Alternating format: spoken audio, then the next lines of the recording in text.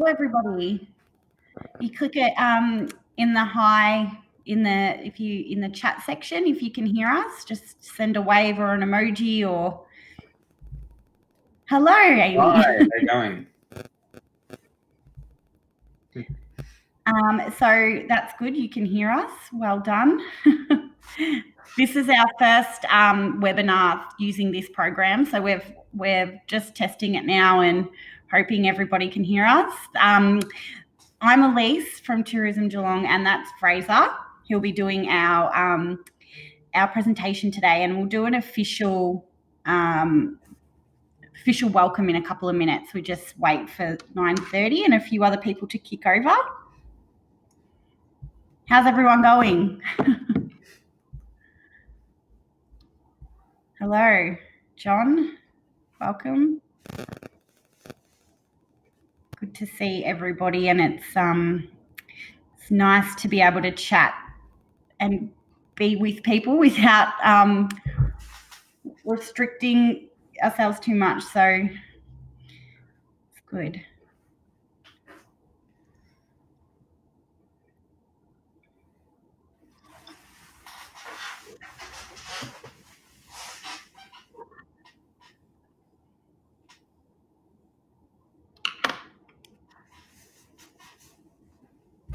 How many people are wearing their pajamas right now?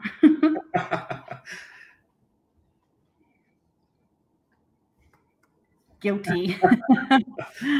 Oh, good one. Well, it's a bit cold this morning, so it's the perfect weather for it. Yeah.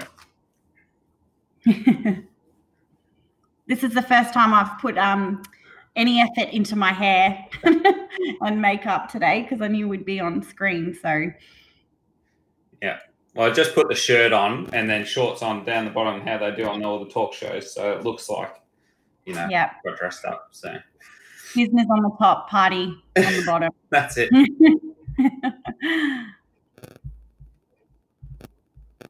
Great to see people joining now. So we were just conscious that obviously things have changed a lot since last week. Can you believe this time last week we were supposed to be delivering this in person? And we know that obviously a lot of hospitality businesses and tourism businesses have been affected a lot at the moment. So hi, Stuart. Thanks for joining. So we're continuing with this webinar today about practical tips to increase your brand exposure, mainly because we know that these are tools and tips that you can hold on to and use and maybe practice a little bit if we've got some time, and to get your mind off things for a while as well. We know that this is a strange time for everybody. And we've also got on our tourism website links to some webinars that will help with working from home and some mental health webinars that are done by Mel Neal, who's an incredible speaker. So if you're finding you need a little bit of support, I'd encourage you to jump on and join those as well. So today we're looking at potentially increasing your skills. So in the future, when we know, the light at the end of the tunnel, your brand will be ready to go on Google. So I'll just talk you through some of the ways that this will work. So we've got Tourism Geelong and the Bellarine members here, as well as Central Geelong marketing businesses and the Borough of Queenscliff. So thank you to everybody who's registered and those who we couldn't do it last week. So we're really appreciative of that. On the right here, you'll see a chat. Feel free to chat if there's any technical issues, or if you want to just do an emoji because you think it's great, or if Fraser prompts you to ask if that makes sense, use emojis and general chit chat there. If you scroll down underneath the feed, you'll see there's a questions section. You can write your questions in here that might be more relatable to the content rather than anything to do with the technical side of things. So jump on into that and upload your questions. And then when they're answered, we'll be able to put them there. Fraser will be going through each section, and at the end of each section, he'll recap what we've learnt, and that's when we can address those questions. So if you pop them in there, we'll make sure we get to those after each section. And then you'll see the second next to questions, there's a thing called polls. So if you go through, we've popped a range of polls up there. You'll be prompted by Fraser to complete those at certain slides, but you can go through and do them now if you wanted to. And that will just give us an idea of what people are doing and what people know, and it just a bit more interactive. After this session, you'll receive an email that will have all the slides and also workbooks or a worksheet that Fraser was originally going to do in the training session. But obviously that's changed now, so we'll have those links available to you shortly after the session. So I'm going to throw to you now, Fraser. Yeah, great. Thanks, Elise. Thanks. Thank you. So, hi everyone, and thanks for coming along. I know it's a bit of a difficult time at the moment, but hopefully what we'll get from today's presentation is some really practical tips on what you can be doing in the organic search or to increase that brand exposure on Google. And they're things that you can do as of today, and they're things that you can work on over the next 6-12 months. So there's a little bit of both in there, and so hopefully there's, you'll get at least 3 or 4 or 5 things to take away from the presentation, and you'll be able to start putting into action straight away. If you've got any questions, as Elise said, just pop them as you go through into the section below, and I'll answer them at the end of each section. And then if you've got any other general conversation, pop it over on the right-hand side and we can address that later on. So I'll start with the presentation, and then, we'll see how we go along. Okay, so what we'll cover today in terms of the main touch points are why being visible on Google is so important for your business, the anatomy of the Google results page, so where your businesses actually turn up, how to claim and optimize your Google business listings, so the free tools that Google gives you, tips for optimizing your website so you get more clicks from when your website turns up in those search listings, a really simple process to help you write a heap of new content for your website's blog or journal or whatever you might call it on your website, and how to measure your site's exposure on Google as well. And I've got some paid tools there that you can use, but there's also a couple of really handy free tools that you can use as well as we go through it. So to start off, we'll talk about why being visible on Google is so important. And I thought the first poll question that we could ask is, how many times do you Google something per day? So if everyone could jump into the poll section down below the presentation slides and click, what your answer is, and we'll go through and we can see that someone's already clicked in their 5+. If everyone find the poll section there? Yep, there we go. They're all starting to come through. So majority of people are saying, 5+, and then there's a 4 in there as well. So what we see from that, and a 1. So what we can see is people are doing a lot of searching, and that can range in terms of a lot of things. People doing their research, people looking for, it could even be looking for information around recipes or how to do something or that type of thing. But a lot of the time it could just be general information. And with the way that tools in terms of Google Home Minis and things like that working, we're actually asking questions to a device now without actually typing into search. And that's really changed the way that we view search as well. So the average person, and I suppose if you averaged all those out, you might get somewhere around this. The average person conducts around 3 to 4 searches every single day. So as I mentioned, that's a variety of different searches, from things looking for information to research to buying things and doing all of that through their Google accounts. What we know is that Google accounts for around 75% of all search traffic.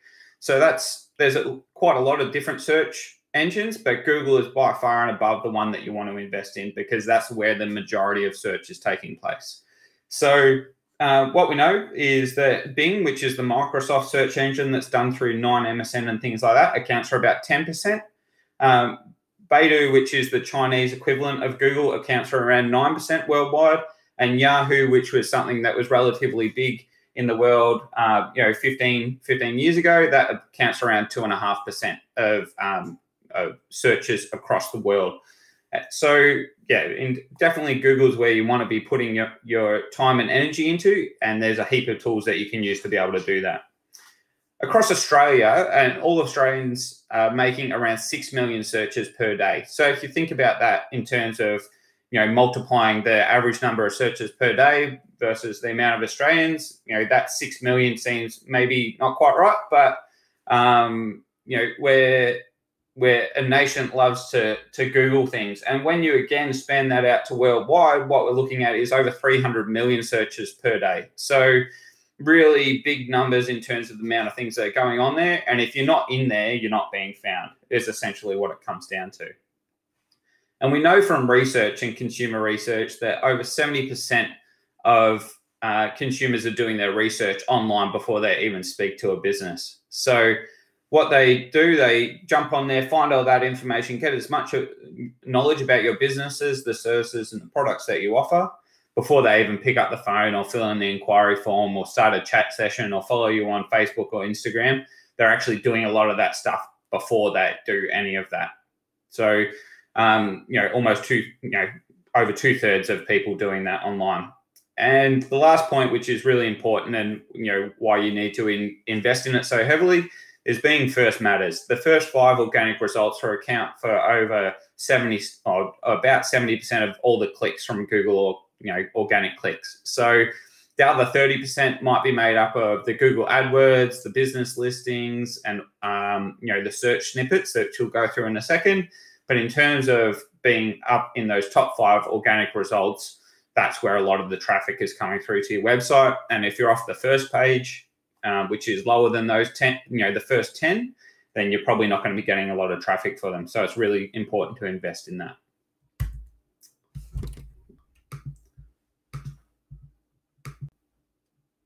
That's right. In terms of return on investment, a poll was done of over 500 marketers across a variety of different fields, and it was found that organic search, investing in organic search, is the #1 thing that can deliver the highest return on investment for a website. And that was compared against other marketing platforms, digital marketing platforms in terms of email marketing, social media, and paid search.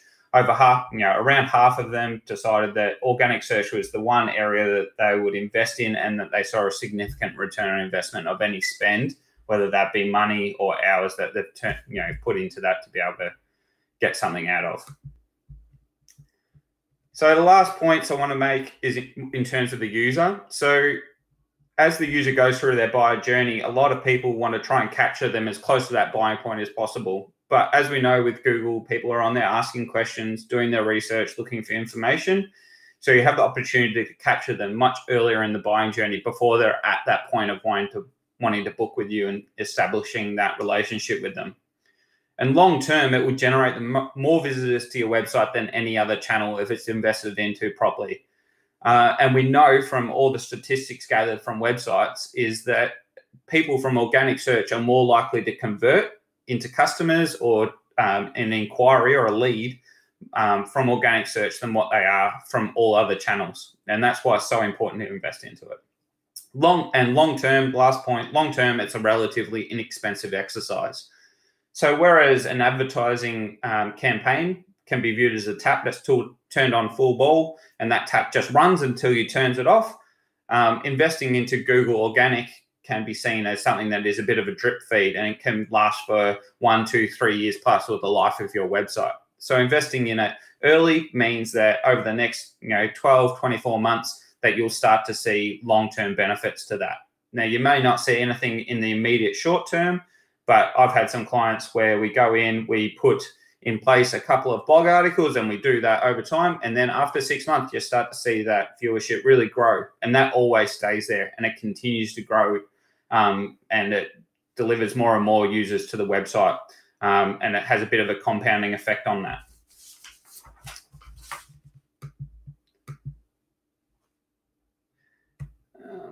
Sorry, clicking that. There we go. So quick recap for this section. If you've got any questions at this stage, pop them into the questions part down below next to the polls. And once I've gone through this, we can go through them. So your customers and potential customers are all on Google. As we mentioned, 75% of people are using Google other than other search engines. So that's where you need to be, and you need to optimize your listings around services and products that you offer. Investing in your presences on organic is a great long-term strategy for growing your business, especially in the digital space. And visitors from organic search are more likely to convert than users from social, email, referral links. And that's mainly because you're not interrupting what they're doing in that space. So we all know that, if you get an email and it seems a little bit salesy, that's an interruption. And same with social. If you put an ad in front of people, that could be an interruption sometimes as well. Whereas organic search, they're more engaged. They're actually looking for what you do, and that you're providing them with a service or an answer to their question. So it doesn't look like there's any questions in there at this stage. So I'll keep moving forward. If there's any added in there during this time, I'll jump onto it in the next section, and we'll revisit that. But we'll just keep going through. Does that make sense for everyone at this stage? Just give us a thumbs up in the chat channel if it all makes sense. Thanks, Elise. All right. Cool. So let's keep going through. So the anatomy of the Google search results page. This is where we're looking at what the actual listings look like when you type something into Google. And we all do it, but we may not pay much attention to what actually is there because we're just using it for our own needs. So there's 4 different types of listings that are made up of the Google search results. And the first one that you're probably aware of is the Google ads. And for some people, I'm one of those people, I skip past the ads, but it's not always the case. There's a lot of people out there that click on the ads and they go straight through to them. But there is a lot of ways that the ads can be made bigger or smaller depending on the amount of content that you're added into there. So the way that it works is ads are being displayed for a business that have set up a campaign targeting a specific keyword that the user has searched. So in this case, in the screen grab that I've got on the computer, on the screen share here with you, is best Great Ocean Road Tours. And then I've searched that, and you can see the first 4 results here have all got this little green ad symbol. I'm hovering with my mouse, but you probably can't see that. But over on the right-hand side here, you can see where it says ad, and then it has a URL or a link next to that. That's what signifies that's an ad, and that's the only way that it's differentiated from any of the other listings on the page. So you can see how it could be, people could think that's an organic listing. So people that are running a Google ad campaign are paying per click. So when someone clicks on one of those links, they pay based on a bidding system. So the one right up the top here would be paying, would be deemed the most, highly relevant to the user's search. And then each one underneath this is bidding against that top one. So usually the top one might pay a little bit less than the one below it. But then after this, the challenges, the 3 below it, might be spending more than that top one. So the more relevant your ad is, the less that you spend. And because you're guaranteed, if you've got the money to burn, that you're going to be up the top of the search results, this is where people that want quick wins will invest into here. But the problem with that is it's a tap that once you turn it off, you're done. You're not getting anything out of that. So that's something to pay attention to there. And in terms of the channels, the different industries, so this, hopefully you can all see that on your screens, but the way that it works is that you're bidding on a particular keyword. And the most expensive sectors in terms of your cost per click, or when you're bidding on a keyword, are consumer services and legal services. And then as you go through it, you can see that, this graph, and when I share the notes with you after the session, you'll be able to click through to those links and see it in a bit more detail about which industries are paying the most to get those traffic through Google.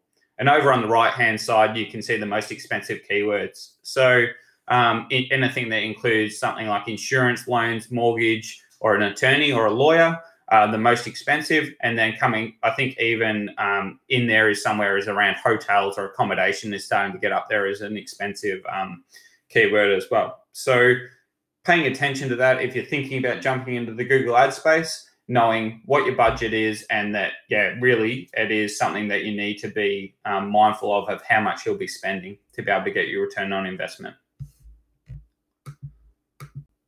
So then we jump into the next listing that comes through it. So this is called the Google Business Listing, and we're going to go into this in a lot more detail in the next section. But it's really important to note what the business listing is. So this is where you can, for free, it's like a yellow page or equivalent of a free Yellow Pages listing, is have your business listed as someone that offers a particular service, so by relevancy, or as someone searching in your particular business into Google. So say you all typed in my business, digital tourism marketing, you would see my business appear in Google search as one of the top results. So usually they appear just below the Google ads, and then within that, so then, you know, if it's a service that I'm looking for, so again with the Great Ocean Road Tours, you then get the applicable service providers that set up their business listings, or if I'm searching for someone directly. So whether I'm typing in my business name or Tourism Geelong Bellarine, or I could be typing in one of your businesses, making sure that listing has as much information as possible in there to entice people to learn more, click through, or give you a call. And there's some really useful tools in the Google Business Listing, which we'll go through in the next section.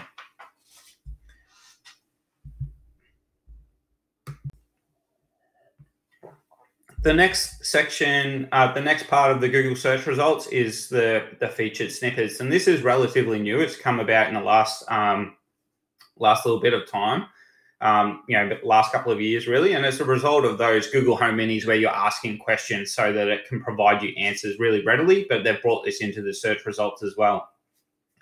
So if you type in a question into Google, it will usually try and answer your question within Google. And you'll have a bit of a summary of it within here, which is an example of the top one there. And then it will also provide you with some additional questions and answers. So for the best Great Ocean Road tour, the additional questions are: what should I wear on a Great Ocean Road tour? How long does it take to drive to the Great Ocean Road? Can you do the Great Ocean Road in a day? How far is it from Melbourne to the Great Ocean Road? So they're really good examples of the type of content that you might want to be writing for your website, because that's what Google is telling us people are searching for. So it gives us a good idea of what people are wanting information about.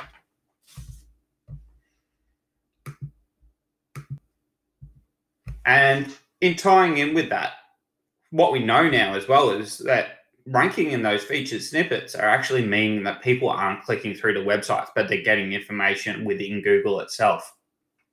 So on desktop, we know that around 35% of all searches worldwide result in no click, because the information and the answers are provided within the search results. And that might be that they're just looking for a phone number and they found that in the search results, or it might be that they're looking for an answer to a specific question, so they're not clicking through it at all.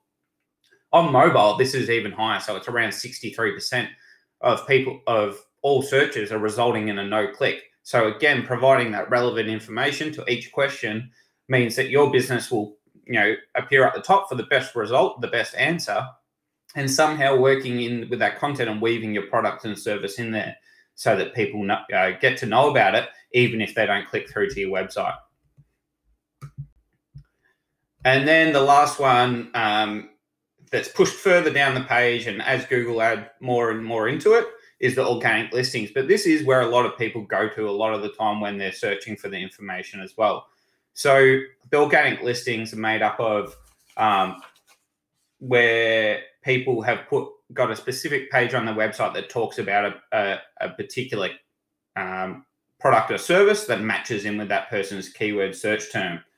And the different things that tie into that mean that a business might appear high up in that listing, there's a plethora of different things in terms of the headings on the page, the length of the text, the URL structure, whether or not the images have got accessibility tags on them, whether the website loads quickly, whether or not the website has been around for a long time. So has it got a good trust ranking, or is it only a website that's been up for a month or two?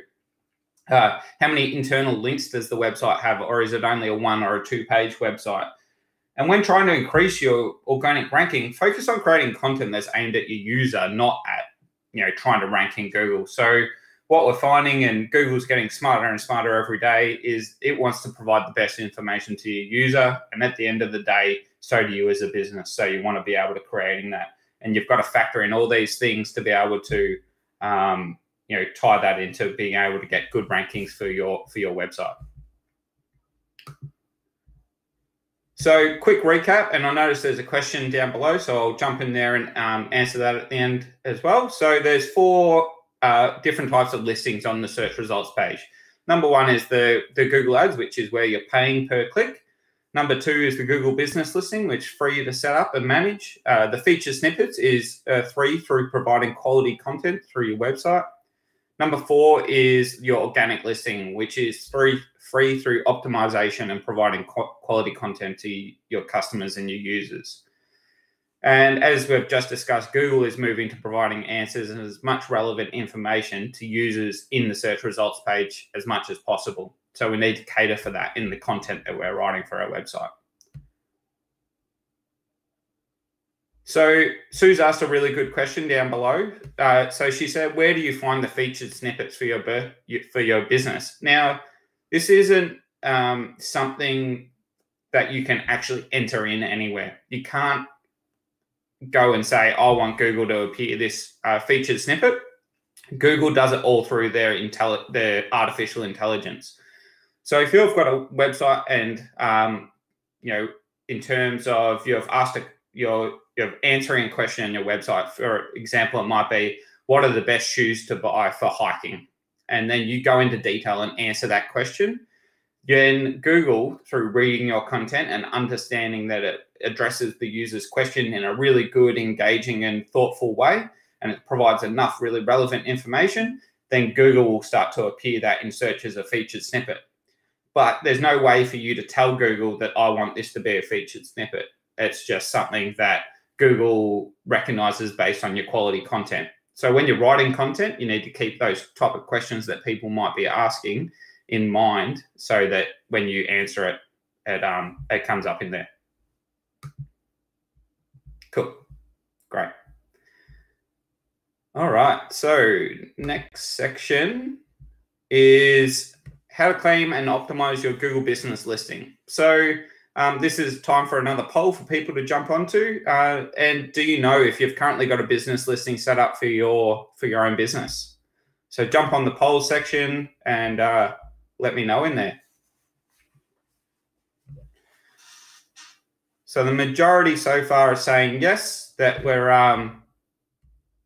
that they're saying that you have got a Google business listing set up, which is fantastic. That means that you're all on there and you've all got it going. So what we'll go through now, I've got a couple of slides in here on how to claim your Google business listing, and then I've got some stuff in terms of how you can optimize it to make sure you're getting the most out of it.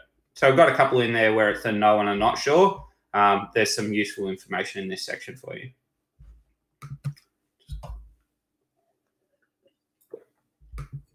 Okay, so the information that's available through your Google business listing is that your customers can find out. So your business name and your logo, your location where your shop front is, or where you service. So for example, if you type in digital tourism marketing, you'll notice that mine is all of Victoria because I don't have a shop front, but I go to my customers, or nowadays I do it all via webinars or video conference.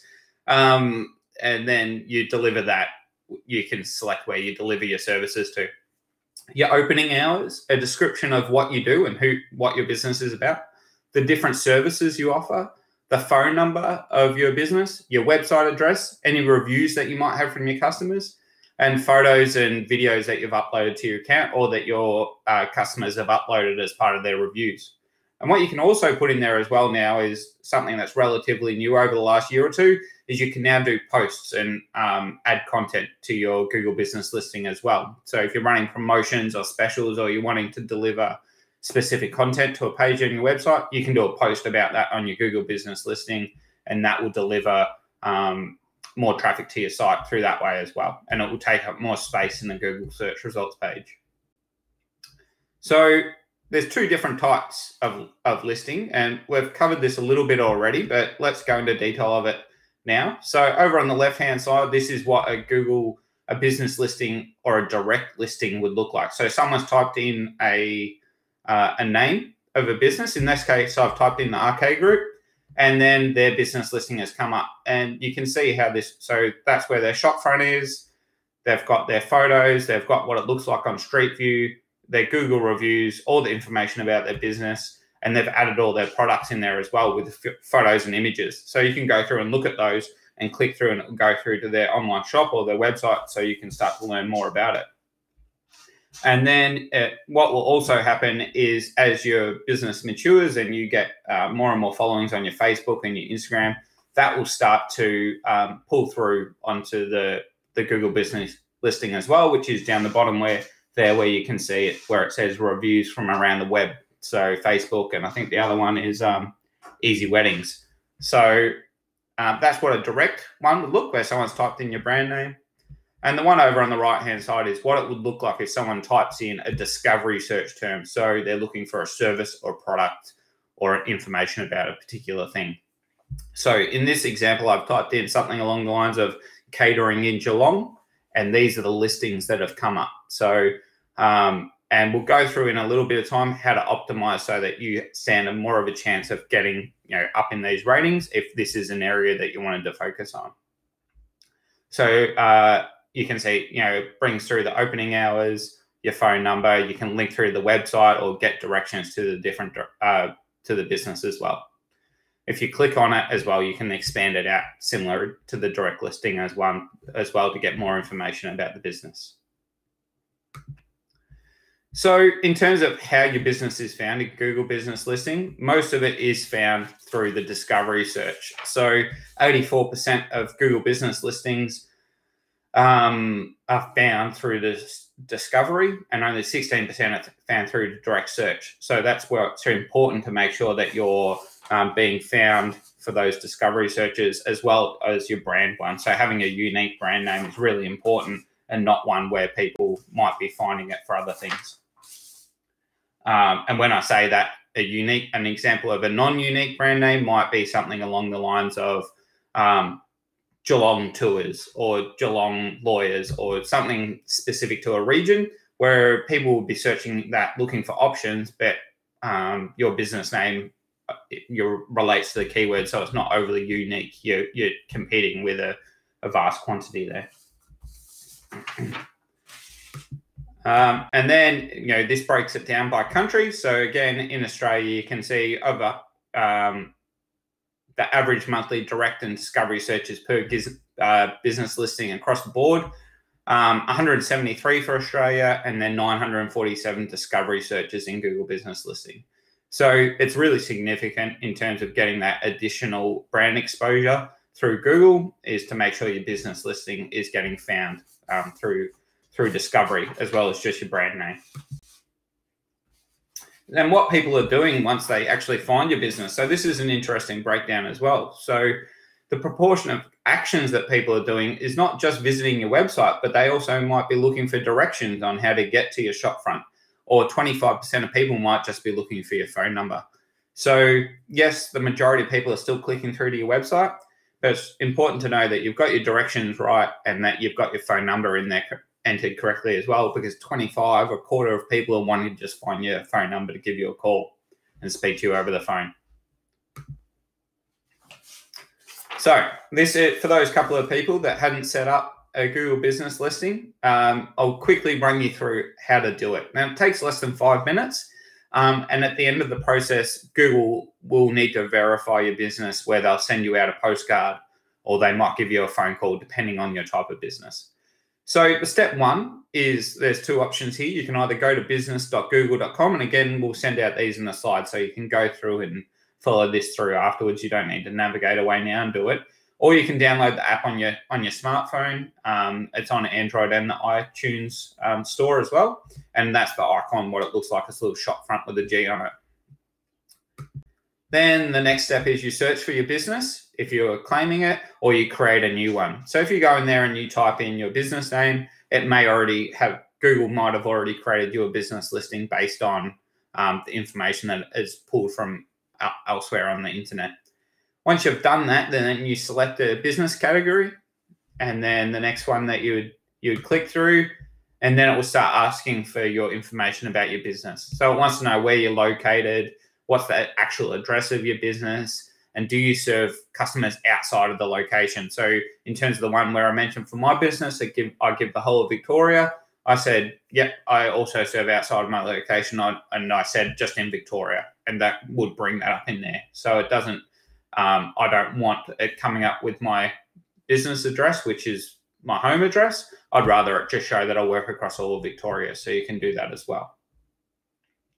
So you click through each of the screens, and these screen grabs are what it looks like in the app as you go through and do it. And then at the end, it will ask you for the last little bits of information. So your phone number and your website, and then you just click through and click finish. So once you've done all of that, it will say, okay, yep, all your information is entered in and correct, click finish, and then it will give you an option to verify your business. And sometimes that might change to, you might need to get a physical postcard from Google, which takes between 10 and 15 days to arrive, or they might be able to give you a call and verify it over the phone. And if it's verifying over the phone, it takes less than 30 seconds to come through. Obviously if you're doing it by the postcard, it takes a little bit longer to come through there as well. So now it's time to actually look at optimizing your business listing. So when you go in there, Google has certain signals to where it ranks your Google business listing in the search results. And that's where I'm talking about the ones where it was in the map pack, where it had 3 listed in there. So the goal for you guys after today's session is to, what can you update in your Google business listing to make it as relevant as possible to all for your services that you offer, to make sure you get in those top 3, because we know that for discovery searches, you're going to get a lot of traffic to your website, or you might even get some direct leads through phone calls and that kind of thing, where a lot of people are searching for. So you need to make sure you've got up-to-date information on there. Your business hours, your descriptions, your products and services, and you can also add in there your posts as well. You can add photos in of your business, so what it looks like day to day, or you might want to be adding in products of what it looks like when people are doing particular things at your business. So working with your customers, or if you're a tourism business, what your customers do, or if you've got rooms, having them in there as well. So the day-to-day stuff, and have people in it. People like to see people's faces. So not just blank, empty office rooms. Make it engaging, make it fun, and make people want to click through to it. And you can also manage and respond to all of your customer reviews, which we'll go through in a second as well, and why that's so important. So in terms of the local search ranking factors, Google makes up for, I think it's around Google My Business Listing makes up for around 40% of the total reasons for the local search map, the map pack. So in terms of that, what you're looking at, the review strength, so the amount of reviews that you've got, and then your other signals within the Google My Business Listing. So proximity to where the person is searching from based on their location, the categories that they've entered into your business listing, and the keywords in your business title and your description and any of the content that you might have on your website. And then there's other things that sit around that. So are you active on social media? Do you have a high engagement rate through your business listing and your organic listing where people click through to it? Do you have the on-page signals that are needed on your website that time with it, that Google and say, okay, this business listing has content that's relevant to what this person is searching for. Let's give their business listing an extra boost here. And then also, do you have links back to your website that are highly relevant for the search topic as well? So the next one. So in terms of photos, the impact that photos have on your Google My Business listing and where it appears in the search is really quite astounding. So if you look at down the bottom of this left graph, this is where someone might just have one photo appear in their Google business listing. And as a result of that, of the market share, what they get for website visits is 12. And then if you have between 6 and 10, it doubles. So you get 26 people visiting your website. And again, if you go up to 25 to 50 photos on your business listing, it doubles again. And then if you've got over 100, you're up near getting, you're getting the most amount of traction, the most amount of engagement for your Google business listing, because that's how people are wanting to see what your business does. So having those photos up on your Google business listing is really important in terms of getting engaged users through to it. So how can you do that? There's two options. You can either upload themselves. So going into Google My Business listing through business.google.com, and you can go to photos and upload them. And I've given you a screen grab of what my screen would look like there. The little plus symbol over on the right-hand side that's got the blue circle around it, you click on that and you can upload as many photos that you're wanting into there, and you can tag them into different things. So you might have them at work, what your team looks like, what your brand identity matches with it. So you can put them into slightly different categories. So that's one way you can do that. And what I advise, and part of the handout that you'll be getting, is look at uploading a couple of photos every fortnight or once a month. Do a couple of photos to your Google business account just to keep it relevant, to keep more and more photos adding in there, rather than doing it all bulk at once. Drip feed that out over a couple of months or 12 months so that you're adding to that library of photos. And the other way is to get your customers to your business to upload them for you when they do a review. So one of the one great way of doing that is having some kind of Instagram worthy or an Instagram wall in your office or at your place of business where people can't help themselves but take a photo of it or share it with them or get a selfie with it. And that's something that you could potentially look at investing over these next bit of time, is what could we put on site to make people want to get a photo with, so that when they come back, they get a photo with it, and then you add those reviews in there. And even at the moment, with things being the way they are, one way of getting support from your customers is maybe asking for them to leave a review for you as a good way of supporting your business moving forward, and asking them if you did happen to take any photos of the night, it would be great if you could leave us a review and also add any photos into the review when you're doing that. And you could then take that to the next step where you might provide a bit of a step-by instruction on how they could write a review and add a photo at that time. So you're really taking those questions out of it for them. But that's one way that customers could show the support to businesses during this difficult time.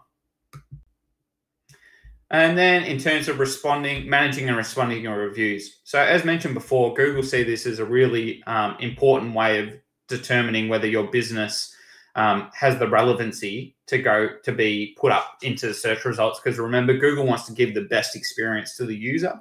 So it wants to make sure that the businesses that's got listed at the top are giving the best experience to their customers.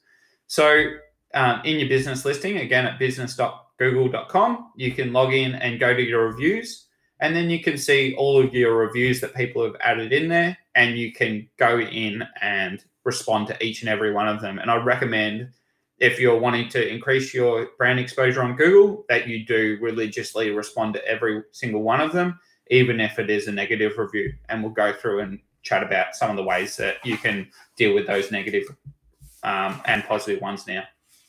So how do you respond to positive reviews? It's pretty straightforward for this one. So thank the customer, get specific. So if you have some knowledge about their experience with you, share it in there, and entice them to come back or share with a friend as well. So a bit of a call to action in there and how they could take the next step. It's great that they've left you a review, but what else would you like them to do? Getting them to do that next step for you as well. And responding to negative reviews. So it can be a bit more tricky, but it's really important that you're not just responding to the good ones. If you do happen to get a negative review, jump on there, apologize and thank them for their feedback, respond appropriately, and always invite to take the conversation offline. Don't get into a slinging match with them online, because it might harm your reputation. Wherever possible, try and take that offline. Try and give them a call. Say, yep, I've taken this offline. I've sent you a private message, or I've given you a call and an email, and we're taking that course of action. So ask them for more details if you need to, and then ensure them that it won't happen again. And then also the last one is for negative reviews, keep it short and sweet. Don't say more than what you absolutely need to. The idea is to handle the review as quickly as possible and to mitigate any negative impact that it would have on your business. So getting it out there and then taking it offline, as I mentioned already. So quick recap on Google Business Listing, and this is the time to jump in and ask any questions if you've got them. And as I mentioned, you will get a worksheet with some checklists on how you can go through, and you'll get the slides with the step-by-step process for those people that haven't got it. So create or claim your business listing ASAP. So set one up. Your business needs to have it. Optimize your listing by adding in relevant information and making sure that you've got your photos, your description, your categories, your services, and your products in there. Make sure you're updating it regularly. So again, that comes through to putting the posts up if you can do that, or adding photos in there where appropriate. Make sure you encourage customers to leave a review, and that's really important in today's climate that we're finding ourselves in. Getting customers to leave reviews is a great way for them to show support for you. And then respond to all customer reviews, and making sure that we, if it's a negative one, take it offline. If it's positive, make sure that we're really drumming that up and being personalized and asking them to come back or share with a friend as well. Got a few questions in here. So I'll go through from the top bottom. So Kathy has asked, how do you research the right keywords that people will need to find your business on a discovery search? So that's a really good question. It's something that we'll probably look at in the next one of the next sections. We go a little bit into keyword research. It's one of those things that I haven't gone over the top on in this presentation, but there's using the Google search results page, so typing in something and looking at what Google suggests is the best way of finding that. And your initial search term would be something that you already have as a service. So for example, for me, mine might be SEO services for the tourism industry, or it might be website design. So I start at that, and then I'll go through and say, okay, here are the featured snippets. These are the type of questions that people might be offering, or these are the suggested search terms that Google's presenting me to. And then I might copy and paste all of those into in a Word document and keep track of it. And then I'll cross-reference each of them to make sure that they are relevant. So, and then I'll start to see a bit of a trend. Okay, a lot of people want to know at the moment how they might be able to build their own website, or how do I get more bookings through the website, or how do I make sure I get more email subscribers through my website. And then you can start to build content into your website based on those things that you've tied together. So there is a bit of a manual research mode in there, where you might want to go through and just type them into Google and see what Google suggests. And later on in the presentation, I'll provide you with some tools that will give you data in terms of knowing what people are searching for and how many people are searching for it. So we'll go through that. I think it's in the, there's one more section, and then we'll jump into that, Kathy, okay? And then, so Stephanie, do you have any input on the keywords that are used to find your business, or is this something that Google creates based on the information you've provided? So when you create your business listing, you can go in and create a list of services, and then you can also create, make sure you use those list of services and the things that you're using in there in your description, and in any of the content that you're using in your business listing, as well as using it on the website. So you've got to make sure that you're using it everywhere, not over the top. You don't want to go crazy, but you're wanting to give Google the signals that you are an expert, or you do offer those services, so that it has a higher chance of pulling through. Now, if you're saying that you offer these services in your Google business listing, they will always be there, and your chances of getting pulled through for those services into the business map pack are a lot higher than the ones that don't list them or may not have it mentioned on their website. But if you're not mentioning it on the website, and you're not mentioning it anywhere on your business listing on your website, or any of your other content that you've got across your different channels, it's highly likely that Google won't appear you there. So I'll put you in the rankings because that's the only way it can see content. It needs to see it somewhere so it can make that correlation between your business and that particular service. So I hope that answers that one for you. So Sue has asked, when you add a post, should you be adding in keywords as well? So with this one, don't go over the top. So you don't need to go over the top with keywords, but if you've got a focus for a particular post, you may want to add it into the title and once in the description. You're not going in there and smashing in a million different keywords that match within it, but you need to be providing the best answer or the best quality content to the user that you've got within there. So where you can, if you did a post and you want, say I did a post on website design, I would say, updated our website design portfolio. And then below that, I'd say we've recently updated our website design portfolio to view a few of our great projects that we've done over the last few months. Jump onto our website to see them. So I haven't gone over the top. I've mentioned it once or twice in both the title and description, but I haven't gone and used a million different ways of doing that. So you still want it to be readable, you want it to be engaging, and you want it to be able to answer the people's questions that they've got. So the answer to that is yes, but do it in a natural way. So Kathy has asked, with photos, should you label the pic with certain keywords, and can you add captions to them? You can't add captions to them as I understand it. Just wondering how you can offer info to your customers via the pictures. So you can't add, if you're uploading them yourself, you can't add captions to them. That's right. And it doesn't really matter too much about in terms of the way that you label them for Google My Business.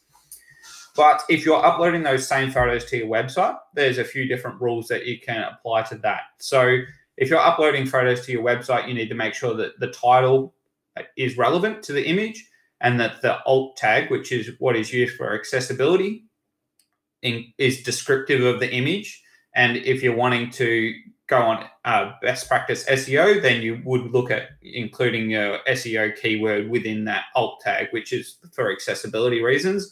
But the SEO, organic search and those type of things do use those alt tags as a way of determining relevancy of the image. And then that will get pulled through into the image search in Google as well. So even though you can't add those things into Google My Business listing, when you're adding them to your website, make sure you're adding those descriptors into there, describing the image so that you can explain them in a bit more detail. And if you're getting customers to upload photos, obviously that's related to their review as well, so they can see a bit more context in that there as well. Scott has asked, with uploading photos, can you link it to your Facebook or Instagram account so it automatically uploads photos? Not to my knowledge, but there may be a tool out there that allows you to do it. But at the moment, when you go into your business listing and you click plus, the only option it gives you at the moment is to upload it directly through your device or your computer, depending where you're doing it from. There's no integration between Facebook and Instagram and your Google business listing at this stage. And the last one, Sandy has asked, should you remove negative reviews or leave them there? So in a lot of cases, it's extremely difficult to get a negative review removed from any platform. It's not how they operate, whether that be Facebook or Google or TripAdvisor. You can report them. The process is pretty lengthy though, and the chances of them getting taken down pretty slim is my understanding of it. But I think even if you do have a negative review there, showing that you're responding to it in a professional manner, you're keeping it polite, you're trying to take it offline where possibly you can, that will show your business in a better light than what the negative review originally does as well. So in terms of getting them taken off, you can try, but you're not always going to be able to get that done.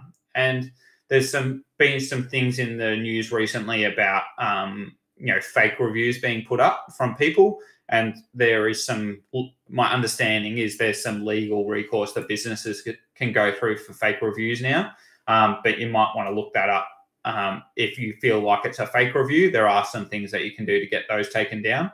But if it's a pure negative review because of a reason, then your best course of action is to, as I said, respond in a professional manner If you feel like it is derogatory to you or a staff member, you can report that for that reason. But in terms of getting it reviewed, you might find that tricky.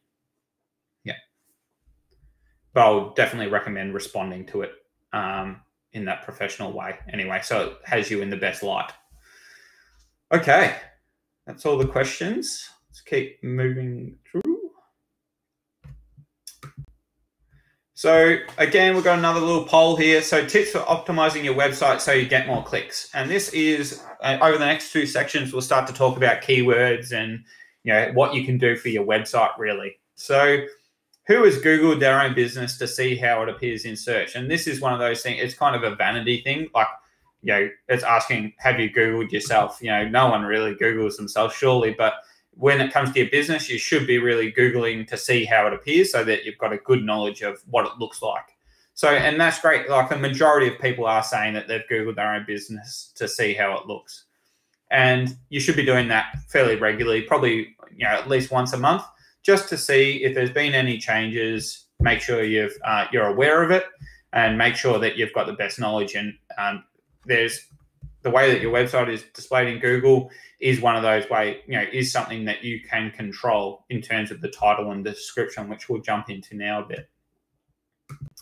Okay, so the first way that you can see how your website appears in Google is to do a little trick. So you don't have to do it now, but if you're wanting to have a look at how all the different pages on your website appear, you can go to Google and type in site and then, and then your domain after it. So mine would be site digitaltourismmarketing.com.au, and that would then come through. It would bring through, like it has in this screen grab, of all the different pages just on my site. It's not bringing up anyone else's. And then I can go through and look at what it looks like. And what you might be surprised with, your homepage might look great, but maybe some of the other pages that you may not have given some attention to may not look great, or they may not make any sense. And they probably might not entice people to click on it. So for example, some of these ones haven't been optimized. So for example, my top one, which is my homepage, has been optimized. So my title is Digital Tourism Marketing, Tourism Industry Marketing. So I've been clear exactly what I offer. I've got my keywords in there and I've made it really clear. The description below it is then what I'm allowed to enter into the back end of my website. So it gets pulled through here. And what that says is Digital Tourism Marketing works with the travel and tourism operators to build their brands and increase direct bookings through effective digital marketing. Now I've entered that in there. The other way that Google pulls through that data is it just does a scrape of your website. And the terms and conditions, as much as that would be boring, that's not a page that people are probably going to click on. But this is what an automated pull through of data would look like. And again, the blog one below it also has done the same thing. So the terms and conditions, digital tourism marketing. And then in terms of what it looks like in Google results, this is what it says. So digital tourism marketing, terms of service, 1, terms. By accessing the website at http blah, blah, blah, you are agreeing to be bound by. Now, that's not going to entice anyone to click on it. And the same with the one below it, where it says block digital tourism marketing. It has the first lines of one of the blog articles on my website. On one of our recent trips to Port Fairy, we got the chance to sit down with, it has no relevance to the actual page, even though that content is on the page because it's linked into one of the blog articles, but it doesn't actually give anyone a sense or any reason to click through there.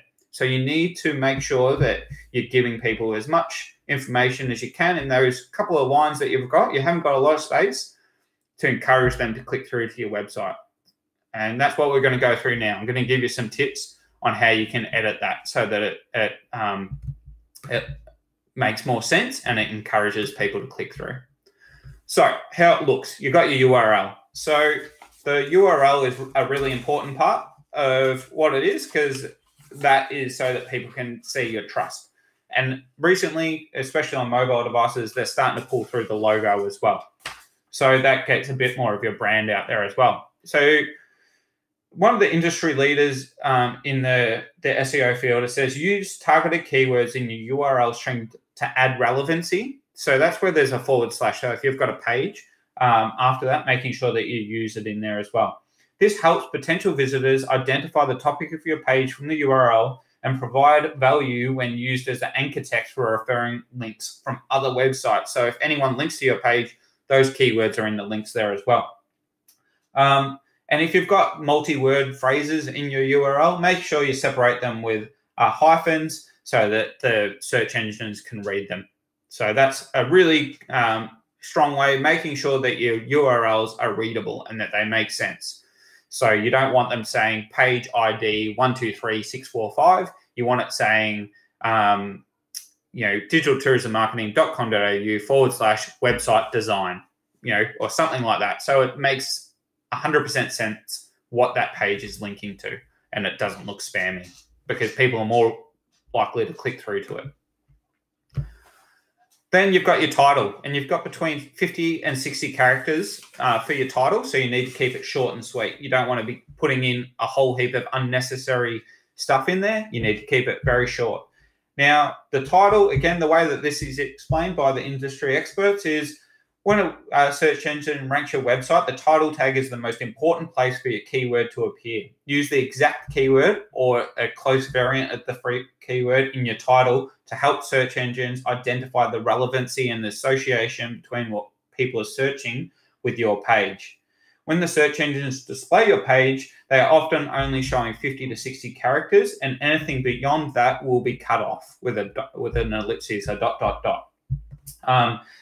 Keep in mind that 50 to 60 characters is just a rough guide, and that the width of characters also plays a part in it. So stay within the 50 to 60 as a general rule so that you don't go over it and your text gets cut off. And even best practice, if you can keep it below 50, that you know that you're never going to get cut off in that. So this is a really important one in terms of if you've done your keyword research, you've got a page on your website, you need to make sure that what people are searching for, that keyword is in the title of your search result, making sure it's in there and really relevant for people to see. That's one of the most important things. And then the last section of tips for writing a title. So length, keep it nice and short. Put the keyword right at the front. So don't have it your brand name and then the keyword, have the keyword at the front. Include your brand name, but have it at the end. So if something is cut off, it's your brand name at the end that's cut off. But obviously we're keeping it short, so that doesn't happen. Don't duplicate title tags across pages. So if you've got pages that are very similar in nature on your website, don't have the same tag on them. Combine those pages down into one super page and then give that title, because you want all of that effort that you've gone into just to be done for that one page. Make it relevant to the page. So you don't want to be tricking people, and you don't want to be tricking people into clicking on it. If you're offering A, you don't want to be putting B in the title and getting someone through to your page that then jumps straight off your website because it doesn't have anything relevant in there. Because then Google will see that as, oh, this website isn't relevant. We're going to downgrade that and not show it in the search results as highly. Don't keyword stuff your titles. Include just one variant or a close variant of your keyword that you're wanting to put in there, and that will do. If you're wanting to add more keyword variants, I'd suggest creating different articles or pages related to that. So, for example, for me, I would have a page that talks about website design. And then if I wanted to, I would have secondary content around different verticals. So I might have website design for accommodation providers, website design for tourism attractions, website design for, and each of those would be a page on their own relating to those keywords that I've got within there. I wouldn't go for one page and type in website design for accommodation, for blah, blah, blah, blah, blah, for all three of them. You'd split that out into a network of different content that's all related, and we'll go through this when I give you some examples on how to write a lot of related content. So you wanted to create your primary, which is what website design would be for me, and then your secondaries, so what you wanted to talk about within that, and that's your secondary content that you would write around it. And then the last point there, make your headline or your title tag different from what your main title on the page is. So that's when someone lands on your website or your web page, the main title at the very top, which has a H1 tag on it, a header 1 tag on it, make sure that that tag is different but related, explicitly related to your title tag. So you want them very close together in the way that they work there. So they're how you would write an effective title for your web page or your for different web pages or articles on your site. And then we jump into your descriptions. So descriptions, how we went through before, Google will just pull it from your website if you don't have one entered in there explicitly. But more often than not, it will use the one you've provided if you put it in there. So it's more than likely search engines will use it as a snippet to describe your page. There is a potential that it will use words from your website if Google deems it more relevant, but just knowing that 90 times out of 100, it will use the one that you've specified. If you've not specified one, it will just scrape the content off the first paragraph of your web page and put it in there. Again, don't use keywords excessively. Just use your primary one in there maybe once. And then if you wanted to use other associated keywords within there, you can, but don't keyword stuff it. Remember, you've only got 160 characters in the description, so you want it to make sense. It has to make sense to the person that's reading it in the Google search results. If you are keyword stuffing and putting things in there that don't make sense, there's a significant drop off in the amount of clicks that the amount of people that will click through to your website. By making sense and making it engaging and making them want to learn more, they will then click through to the website. So that's the most important thing to making sure that people click through to it. And the industry leaders in this have said that the description is one of the most highly influential pieces of content on the search result page to make people click through to your website. So making sure you get this right is really important to increasing your brand exposure on Google. So tips for writing a description: stick to your brand voice and tone, but also keep it conversational. Include your primary keyword if you can do so naturally. So again, just putting it in there. Make sure you convey value to the reader and include a call to action at the end. So learn more here, or click here to find out what products, click here to start your journey, that type of thing. And use an active voice. So don't be passive in the way that you do it. Make sure you're being active in the way you're writing for them. In terms of editing your metadata, so I'm going to go through and provide you with a few little tips here on how you can do it. The one that I use for all my WordPress sites is a plugin called Yoast. So if in your, I won't go through on how to install a plugin on your website. So you might need to get your web developer or your web designer's help with this if you're not confident doing it. But you can install this plugin. It's a free plugin. And then when you go to a page on your website and you edit that page, you will see a section on the page that looks like this over on the right-hand side that I've got here. And within that, what you can do is add in your focus keyword. So this will give you a score on how well you've optimized your page. That's the only purpose of it. It doesn't help you with your ranking. It just guides you in terms of giving you suggestions on how you might be able to fix things on your page to rank for that particular search term a little bit better. It will give you a preview of what your search result will look like in organic search, and you can click between the mobile result and the desktop result. It will then give you spaces to fill out for the title. So in this one, I've typed in tourism SEO strategies and then a pipe and then my brand name within there. The slug, which is your URL. And for this one, I've said what we do, tourism SEO strategy is the URL. I could probably shorten that one just to say tourism SEO strategy, and then have a page before that called what we do. And then I've written in my meta description as comprehensive and effective tourism SEO strategies. Want more search traffic? Click here to find out how we help tourism operators improve their SEO. So again, I've included my keywords. I've tried to write in an active way, and I've included a CTA at the end to make sure that people are interested in clicking through. And then that would be pulled through into the search results page so that it encourages people to click through to my website. So again, that's Yoast. You can just type that into your plugin center on your website and install that and get that up and running. As I said, it's free. There is a paid version, but I've never used the paid one. The free one will get you as far as what you need to do in terms of everything that I've explained here. And it's a great tool. It really is. For a free tool, it does a great job. Okay, so if you're editing your metadata and you're not using WordPress, all the major website builders support this. Now, I don't have enough time in this presentation to go through each individual one, but if you jump onto Google and type in Wix or Squarespace, Weebly, or Shopify, edit metadata, there's step-by-step guides on their own websites on how you can do each of those, and it's fairly straightforward. It won't have the same features of the Yoast one that I mentioned on the previous page, but you can still go through and control that and make sure that you are adding in that data as relevantly as possible for your users so they see it. So again, if you're using something that's not WordPress, if you're using any of these other type of programs, then or a website builder, you can jump in and find out how to do that just by doing a Google search. If you've got a web designer or a web developer on board and they've built it in something else, you might need to ask them in terms of how to edit that metadata. They should be across that type of stuff, and they should be able to help you in that direction as well. And it's important to note that you can do all that yourself.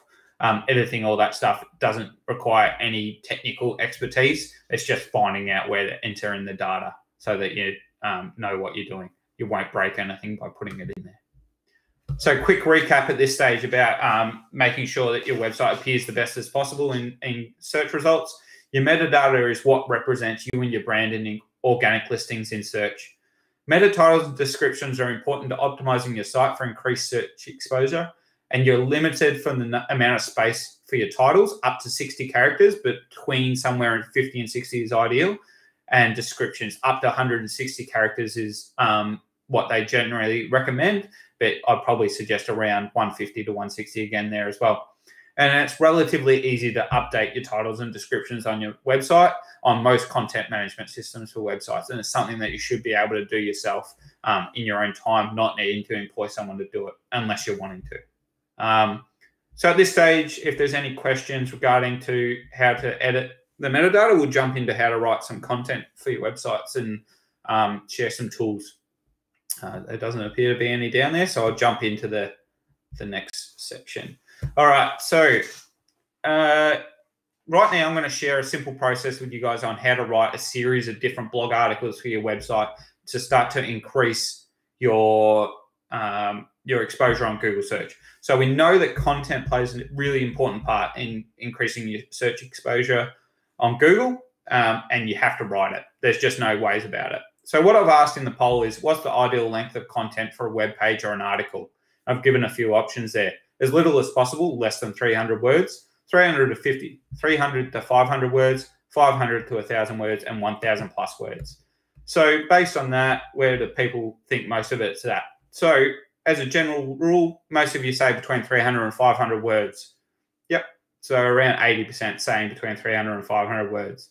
Now, I'm going to go to the next slide, and you're all going to be bitterly disappointed, unfortunately. So the average content length for the top result in Google contains 2,416 words. Now, I don't know if there's an applicable emoji in the chat channel for you to put up there, but that's a lot of content. And what that suggests is that this is an average. So it's across all keywords.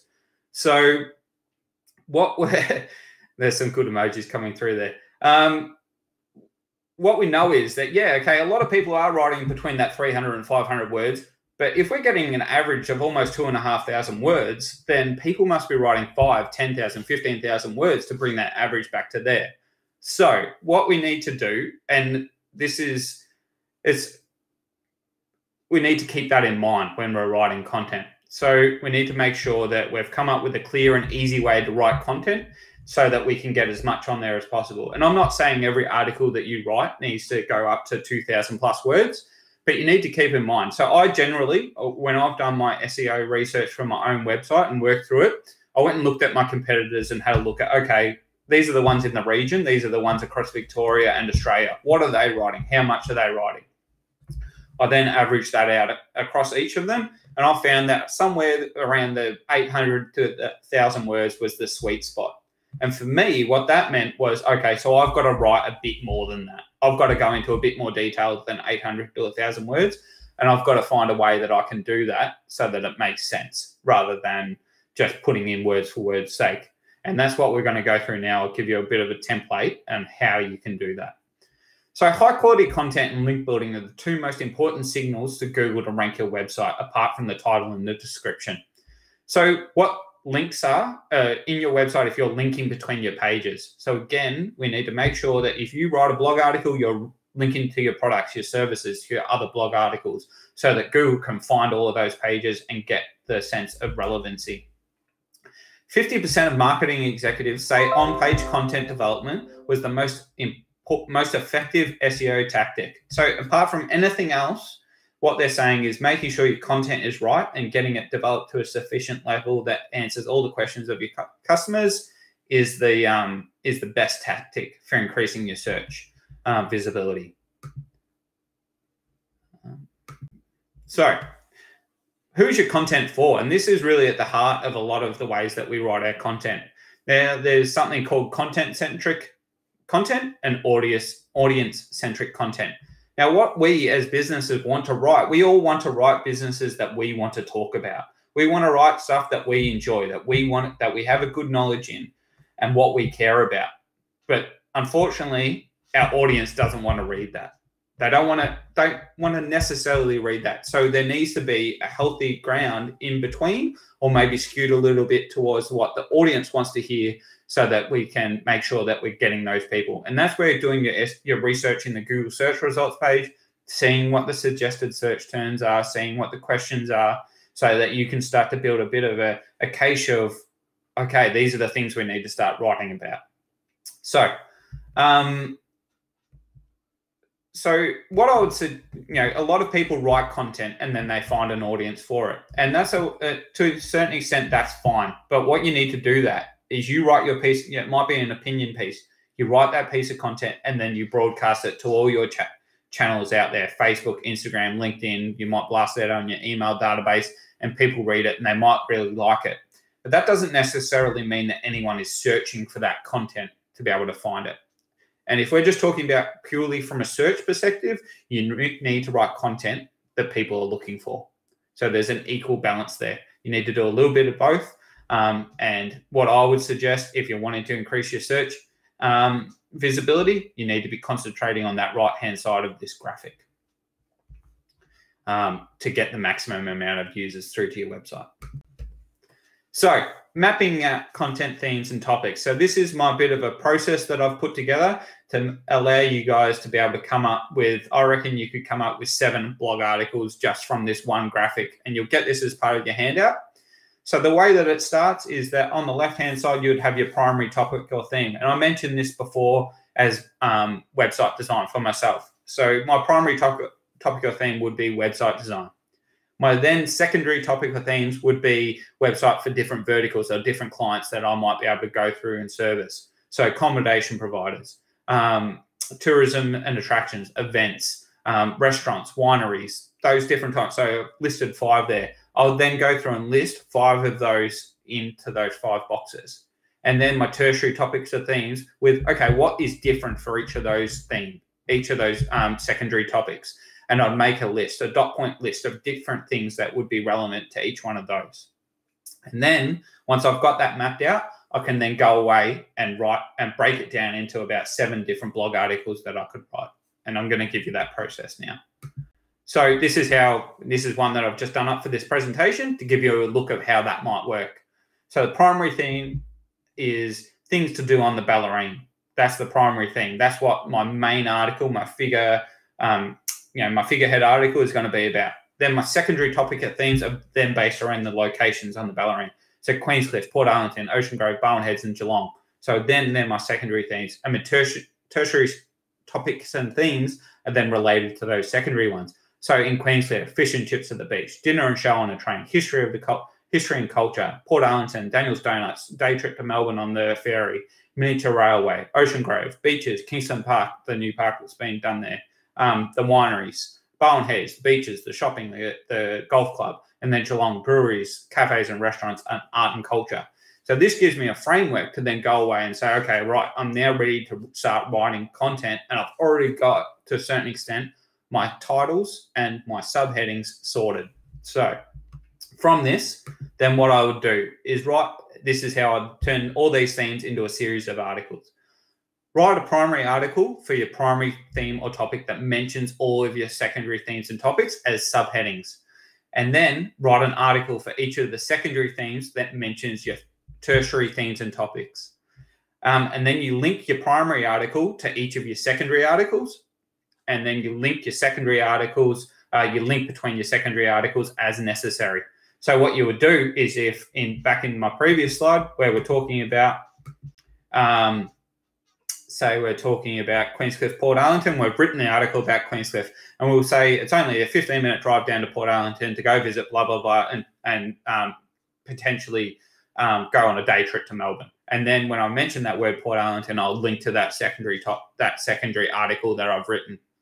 So what you're creating is a bit of a network of different articles that are all interconnected, they're all related, but you've come up with 7 or 8 different articles, and it will probably only take you, a bit of 10 to 15 minutes worth of brainstorming to come up with those. And it's a really good way of doing it. And then the last tip is use your keywords in your title, description, and content to capture your users. So this is where then what we're going to get into in the next section is talking about how you can research a bit of your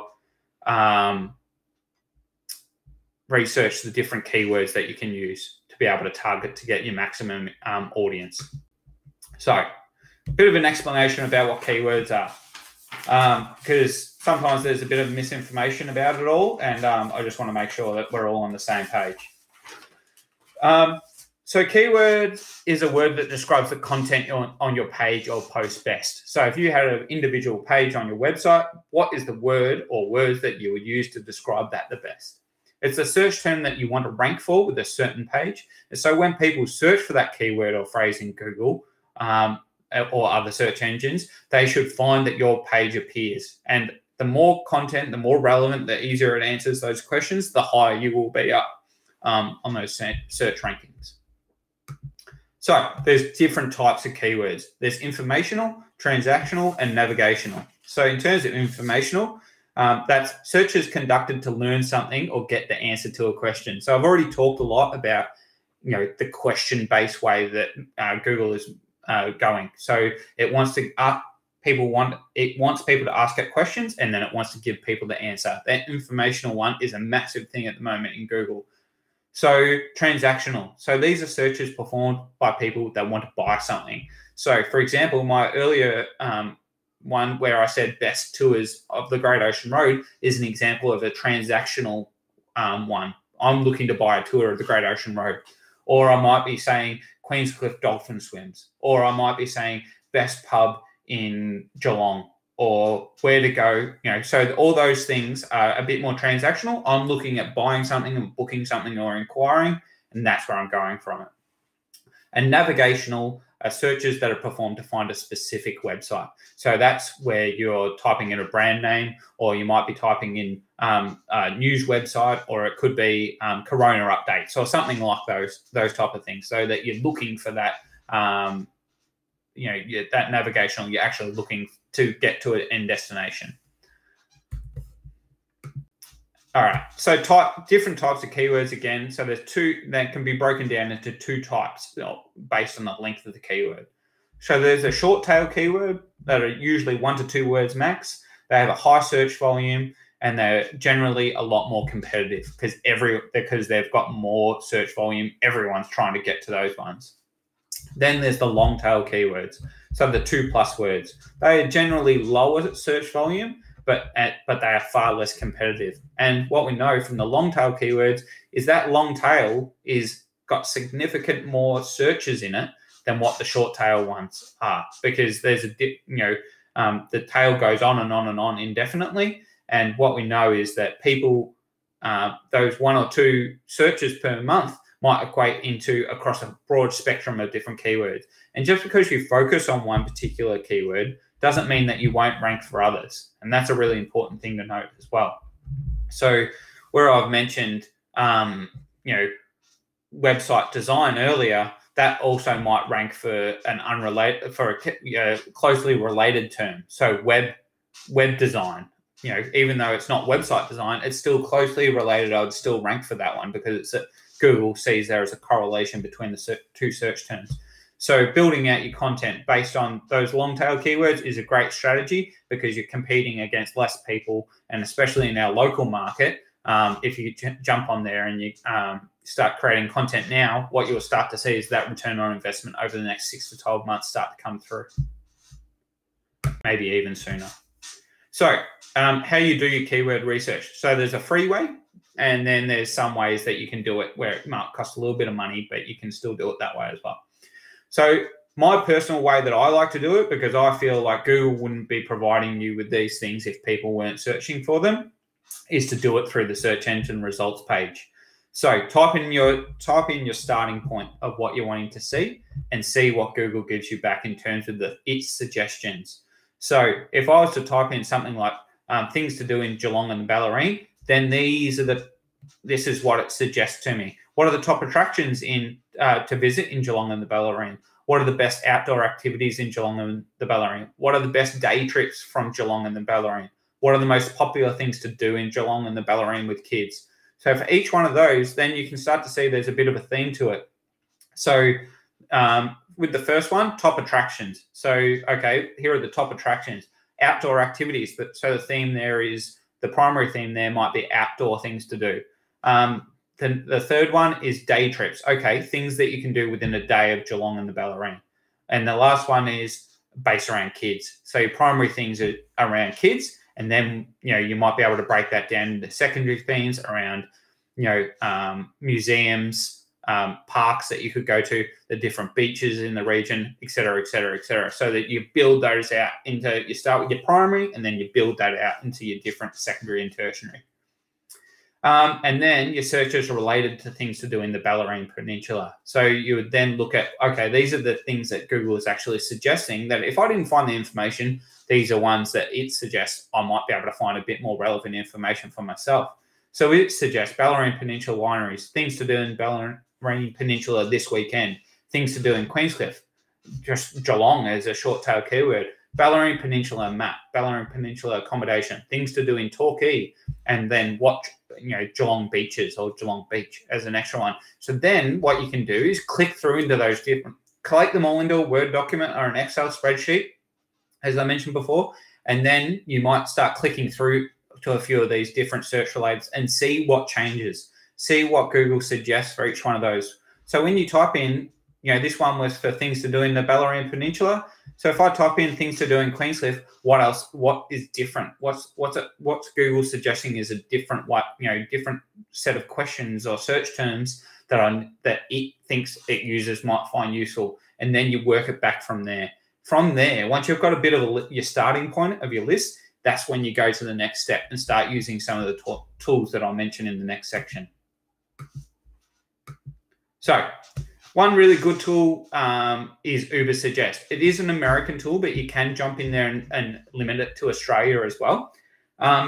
Jump in there, you put in a keyword, and it will then come up with a list of suggested keywords that you can look at, the volume of the keywords, the cost per click if it has one related to AdWords, and then what it sees the difficulty of. So the lower score is better. So of these ones where I've typed in things to do in the Bellarine Peninsula, it says the volume is 10 every month. 10 people are searching for that exact search term every month. There's no AdWords activity. The difficulty is 5. So let's go ahead and invest a bit of time in that because it's pretty low. So we can go through and maybe invest a bit of time looking into that one. And then it gives me some other suggestions of keywords that I might be interested in doing it.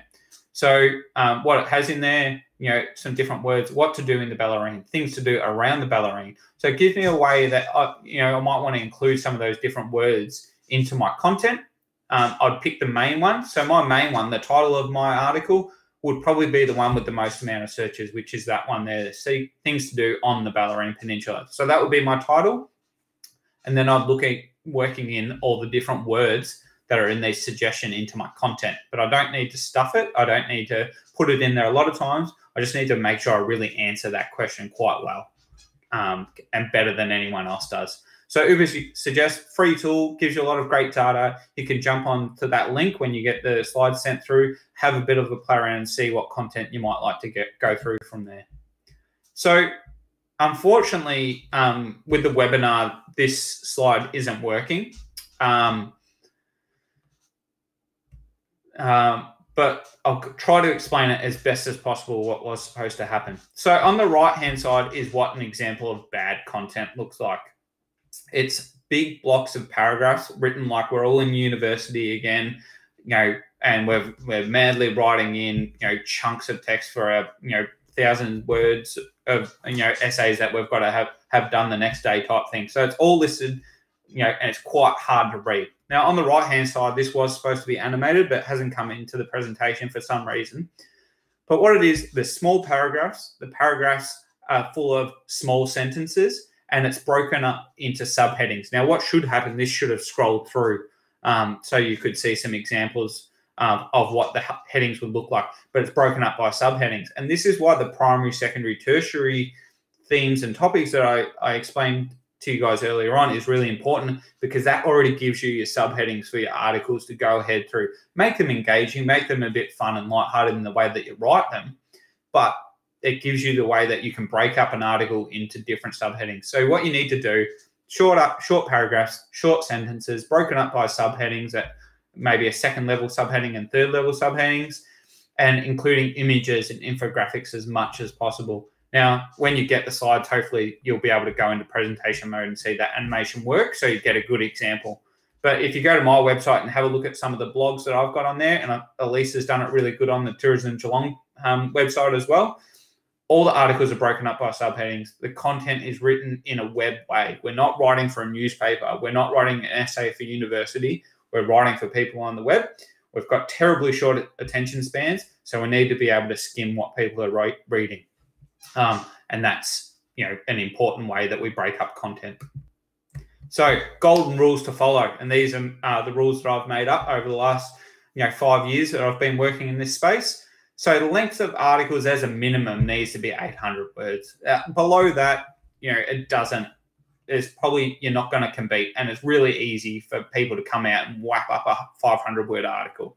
So you need to be looking at 800 or more, but really you should be going by what is your industry.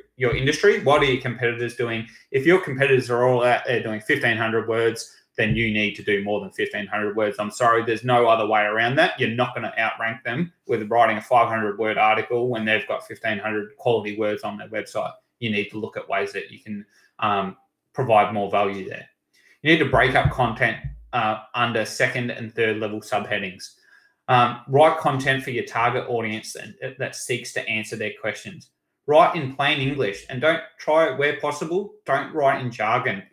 I know we probably don't have any lawyers or accountants in the group today. If we do, I'm sorry, but don't write in the way that you would normally write your things. Write in a way that is accessible to everyone to understand. You need to keep it, at a level that everyone can understand. Because big words confuse people. Even if they are really smart, it still confuses them, and then they may not want to read that article anymore, and they just navigate away. Consider adding at least one visual element per article. So that might be an image, it might be a process map, it might be video explanations or infographics or diagrams. Add it in there. But again, the old adage that a picture says 1,000 words, well, unfortunately, that's not so much true when it comes to search. 1,000 words says 1,000 words. Images are there to support it, and you need to have that needs to be related to the content. Think of ways to link to other pages on your website as often as you need. So making sure that you're linking through to supporting content, and only ever add a few links or no links to external websites if you're wanting to wanting to focus on your own stuff. The reason I say that is because you'll be sending a lot of your equity, your organic search equity, to other people. You can do it, and if they're happy to give you a link back at some point down the track, go for it. Send them a link, but know that if they don't give you one back, then you're just really sending them a bit of your ranking boost. But that's a great way that you can maybe work as a local community to write articles that promote each other's products and services. so that you all have an interlinking network there that promotes each other, which is a really great way of doing it as well. So quick recap on this section. I notice there's a couple of questions that I'll get to as well. I'm just quite wary of time as well. We're an hour and a half in. So there's only one more section to go. And yeah, we'll jump into that shortly as well. So Google looks for content that answers the questions the user's question in the best possible way. Content that does the best job of answering users' questions will appear higher in search results. You need to write content that is audience-centric and not necessarily content-centric. Brainstorming primary, secondary, and tertiary themes and topics to help you produce a series of articles that are all related together and that you can link to each other to create that network of content on your site. Do your keyword research to find out what users are searching for and format your content so it's easy to read and easy to scan and is engaging. So they're my quick recaps on that one. It can get a bit, but let's go through the questions and see what people are asking. So Sandy has asked, do you think people are reading all those long articles, or do the keywords push them up search priority listings? So there's two ways to answer that, Sandy. If people weren't reading them, then it wouldn't be up there in the top rankings, because the way that Google works, it also looks at your data of your website. So Google has its little tentacles out there, and it can see what your engagement of your website is. If I was to land on a website and then I navigated straight away, then I wouldn't read it. Then it would know that that page is irrelevant to a lot of its users. And if 99% of people just navigated away, then it would know that it's irrelevant and it wouldn't give it the listings. So if it's up the top and it has a deep amount of content and it's answering people's questions, then yes, I believe that people would be reading it. But we've got to remember, people don't read the same way on a screen that they do on in a book or a newspaper or in the traditional forms of the way that they do it. They scan the page, and this is where it becomes really important to be able to provide short informational content that is separated by subheadings, because they will stand out and people will find the information that's relevant to them, and then read that paragraph. They may not read the whole page, but they'll find the bit of content that's most interesting to them and then read that part. And that's a bit of a shift from the 10, 15 years ago, where people were kind of writing content for the internet, which is the same way that they did their, they wrote for newspapers, or they wrote a book, or they wrote a research report. That's not necessarily the way that people read things on the internet. And the way that, because phones have changed the way that we do a lot of that these days, is that it's so easy to scroll and find the relevant information and go into more detail there. So I hope that kind of answers your question. Short answer is yes, people do read it. If they didn't read it, then it wouldn't be up the top of the search rankings. Sue has asked, when I write a blog, I add heaps of pics and a small amount of text describing that pic. If I add more text under the pic, would that be counted in the overall? So yes, if you're adding a photo gallery, if your blog serves primarily as a photo gallery, what you would want to do is add a good amount of description to those photo blogs. Now, I don't know exactly what that might relate to and how that looks in your business, Sue, but what you would want to be doing is tying that together to a theme. So having it just as an image gallery, what does that look like in terms of what keywords people would be searching for that? If it's about a specific event, so you've taken photos of a specific event and you've got a heap of photos in there and you're wanting to explain it, then yeah, what you would be wanting to do is be adding, say you had 10 photos in there, you might be wanting to look at adding 100 words per photo, which would then be which would then give you 1,000 words for that blog article. So you're a wedding celebrant, so you've got a heap of appropriate pictures. So what I would do within that is, if you're writing an article based around how to write the perfect vows, for example, you would then have your pictures in there, and you might give some examples with those pictures of the best vows that you've had, and then you'd break out in terms of the tips for writing the perfect vows. So that's a bit of a example on the way that you could do that one. But again, the pictures need to be relevant to the content that you're writing. If you're doing that as a portfolio, you're putting those photos up as a portfolio, then you need to think about, okay, is that content centric? It may just be content centric in the terms that it's a portfolio thing, which is fine. It just, that's not related to a search audience need. Your more audience need would be around what I mentioned before in terms of people looking for that information on how to write the perfect vows and things like that, is where you would do that one. Okay, Sandy has asked, what effect do pictures have in a blog to drive priority listings? So pictures on their own don't necessarily have a driver themselves, but what they do have is they engage the user more. So pictures, infographics, process charts, all those type of things, they are easier. They do give a lot of information across, and they can give you help users engage. So you need to use them. But you need to then make sure, because Google can't read an image. It doesn't know what is in an image per se. So whereas I mentioned before, there's a thing called alt tags, which is your machine readability, which is for people for accessibility requirements. You need to add in a description of what that image is, whether it be a photo or a chart or an infographic, a detailed description of what that photo is. And now usually that description would include some form of your keyword that you're wanting to drive as your priority listing. So then, yes, that is where I would say any information that you have supporting the image or the photo or the graphic needs to go into that alt tag and also in the title or the caption of your photo as well. So you're explaining it in as much detail as possible. Stuart has asked, how do I differentiate my Google search results from my Great Ocean Road tours departing Geelong from the big tour companies in Melbourne? So it's probably a bit more of a specific one. So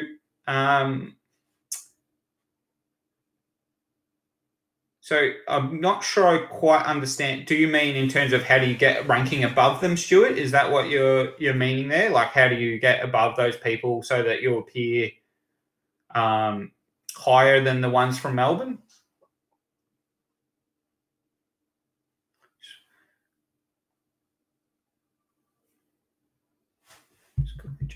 Okay, so yeah, Stuart says yes. Right. So the way that would be is if people, I don't know a lot about your business, Stuart, so I'll try to give some general advice here. But the way that it works is that if I'm typing in, and I'm located in Armstrong Creek, which is where I'm sitting now, and I type in Great Ocean Road Tours, it should show me relevant searches close to my proximity, and the top ranking within that. Now, if it deems that the top ranking ones are within Melbourne, it would show those, but it should also show me the ones that are coming from Geelong. If someone's search term relates to Geelong specifically, so if they type in Great Ocean Road Tours departing from Geelong, your business should come up above those ones there if it's been optimized properly in your Google business listing and in your search results, because you're a business that's located in Geelong or the Bellarine. I don't know enough about the competition in that region, so I need to probably do a bit more research into that. And if you'd like to reach out after the presentation, we can have a bit more of an in-depth discussion around what that might look like, and I can spend half an hour chatting with you over the phone is probably the best way to go there, being it's a specific one. Sue has asked, should we be encouraging others, friends, and relatives to like or add a comment to a blog? And would that help with ranking? No, not necessarily. You want it to be genuine. You want it to be your customers in there. So, or you want it to be people that are thinking about and engaging with your content.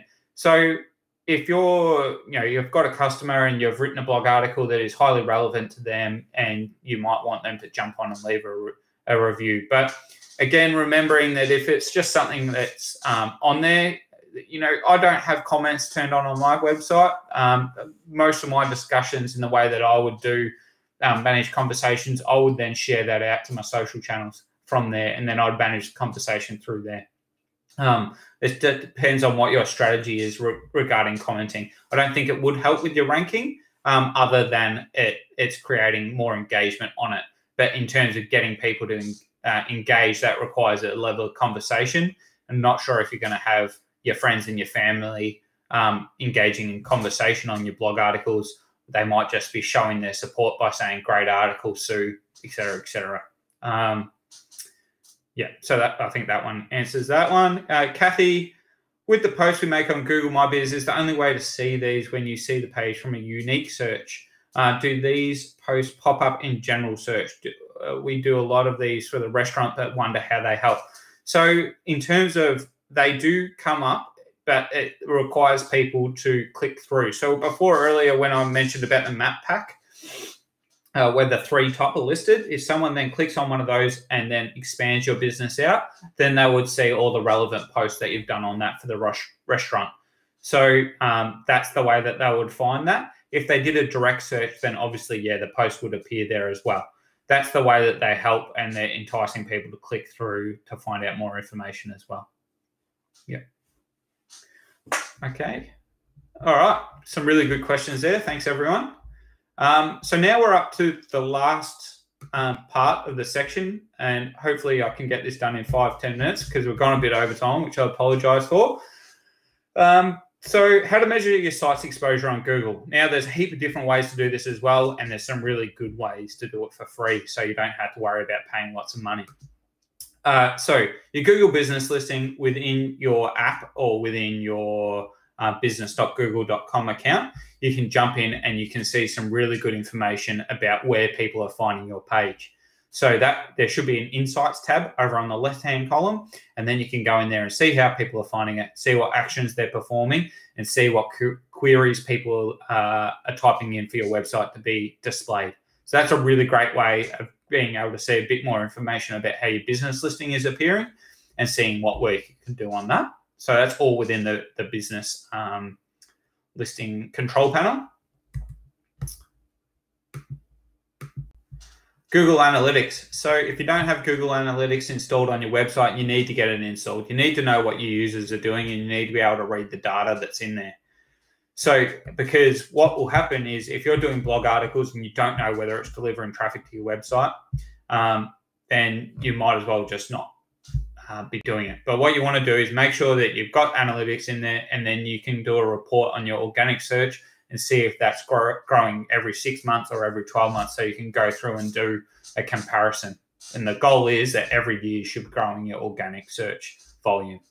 So what you can see from you can see a breakdown of all your users, but you can also see how people are reaching your site, whether that be through organic, so that's organic search, social, so that's Facebook, Instagram, and those things, referral, so that's where people have linked to your website from an external search. So the Tourism Geelong Bellarine website might have all the operator listings on there, and they link through to your website. That would be a referral link. Direct, so that's where people might have typed in your domain or your URL directly into their browser, or email might refer to where you've done an email campaign and you tagged it as coming from an email. In terms of some of the information that you can gather from Google Analytics, you can see how long people are spending on the page. You can see how many pages they're visiting per session, and you can see what actual pages they're visiting as well. So, and you can look at like the bounce rate as well. So in terms of the bounce rate, that's when someone bounces off your site without visiting another page. So if you've got 100% bounce rate, that means that everyone that visits your site doesn't navigate to another page, or they don't perform an action on your website. Whereas if you've got a 50% bounce rate, that means that 50% of people that land on your website are doing something else on that site. So you need to factor that in and look at the data that it provides you to see whether or not your website's performing the way you want it to. And again, that one can be accessed at analytics.google.com. You may need your help of your developer or your designer to get this installed on your website. And then you can start looking at the data from the moment that's installed, and that will accumulate over time. It's a good one. You should be checking that weekly or monthly, see where things are at. Another tool that a lot of businesses don't have access to, but it's something that you should be getting your web designer or developer put onto your website so you can access this, is Google Search Console. So this gives you direct insights into what people are searching for and see the trends that are taking place. So it sees what queries your website is ranking for. It sees how many times your website has appeared in search, which is the impressions. it sees how many times people have clicked on a particular query. So for mine, on that image there on the right-hand side, it might not be able to make it up, but the top one is my brand name. So digital tourism marketing. I've had, something like 40 clicks on that, and can't quite read that, but yeah, 500 impressions, for example. So there's a click-through rate of almost 10% on that. And then it will give you where your average position is for all keywords that your website ranks for. And then you can break that down by, you can do some filters in there. So say for the Stuart's example earlier with the tours, Great Ocean Road tours, you could type in, tours as his filter, and then it will only show all queries that include that word tour. And then you can see how his website is tracking for those particular queries. Like-minded, if you have a brand name and you just wanted to see that, you could see that as well. Okay, getting a red timer that we're running out of time. And then Search Console, once you've got that set up and your email added in there, you'll get a monthly email as well, which will give you a summary of how your website's performing. It's a really great little tool. Which pages are your top performing? Which queries are your top performing? Which ones move the most? And which pages have grown the most over the month as well. So you get delivered that every month in an email as a little mini report. So you don't even really need to go in there and look at it, but you get that, and it will give you a bit of a performance summary for you to look over, which is a great little tool. If you wanted to look into some paid tools, you can do that as well. And these are some of the ones that I recommend. So the Hoth allows you to track any position of keyword for your website. So up to 100 keywords for $15 US a month, which is a pretty good one for that. And then the more expensive one, so Moz allows you to track the position of your website and compare against your competitors. That's around $100 US a month. And then SEMrush, which is similar to Moz. That one allows you to track your website position and ranking factors, and also compare against your competitors as well, as around $100 US a month as well. If you're just wanting to look at what keywords, so if you had a list of keywords, I recommend just using Search Console. If you got to the point where you wanted to do it a bit more seriously, then enter in at the Hoth. That's a relatively cheap price for you to start getting that data as well. And you can add 100 different keywords in there to start looking at how all that comes through as well. So a quick recap about how you can see the different data relating to your website and where it appears in Google. So there's free reporting tools for you to use in Google Analytics and Search Console. And you may need help from a web developer or your web designer to get some of these tools set up. Use Analytics to see what people are doing on your site, and use Search Console to see what search queries people are getting people to your website. And the last one is there are paid tools that provide more functionality and automated reports, but they do cost, what is a bit of money. So, $100 a month can be, close to $150 when you convert it to Australian, is an expense that maybe you don't have at the moment. But if you got to the point where you grew it and you wanted to get more detail, you could do that as well. Cool. All right, questions. There's one from Kathy in there. How can you get Search Console set up? Sorry, I missed that part. So the best way to do that, Kathy, is to probably, if you've got a web designer or a web developer, you can ask them to set it up for you. Alternatively, you need to go to search.google.com, I think is the address from the top of my mind, or just Google Search Console, and then it will give you the steps on how to set it up from within there. So you can go in there and it will ask you to add in your domain, your URL of your website, and then it will give you the steps on how to set that up on your site. And usually it requires you adding a piece of code to your website, which is why I suggest getting your web person, whoever that is, to add that in there for you, unless you're comfortable doing that yourself. Yep.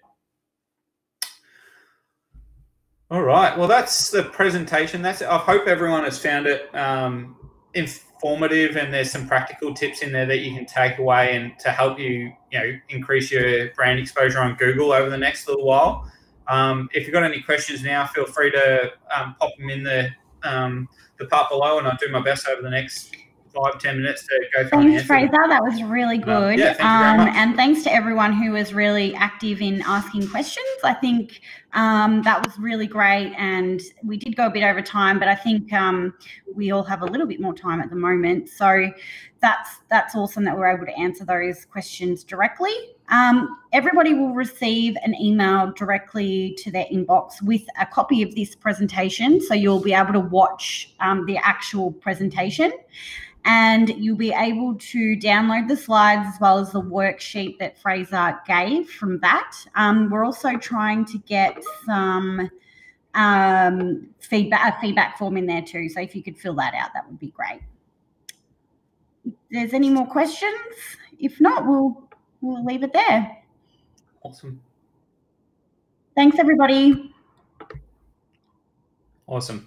Thanks very much, everyone.